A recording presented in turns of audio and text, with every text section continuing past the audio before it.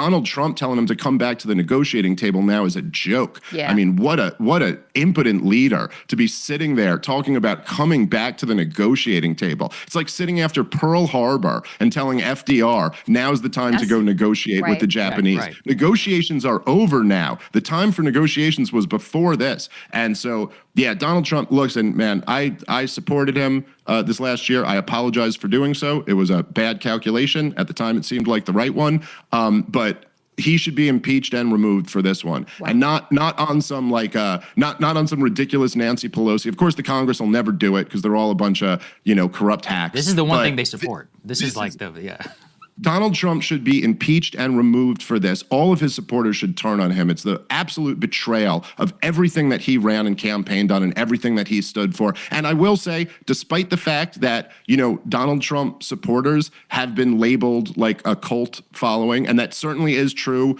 for a percentage of his supporters, he is going to lose his coalition over this.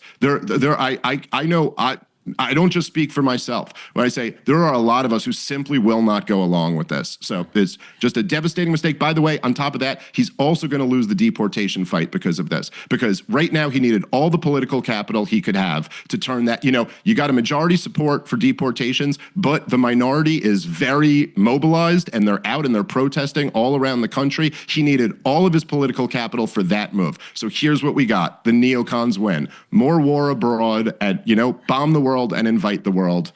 No matter who you vote for, you always get John McCain. That was MAGA comedian Dave Smith, joining the ranks of Elon Musk in calling for Donald Trump's impeachment. In Elon's case, it was due to a ketamine-fueled fallout, but Doofus Dave here at least actually brings up some valid points regarding war between Iran and Israel.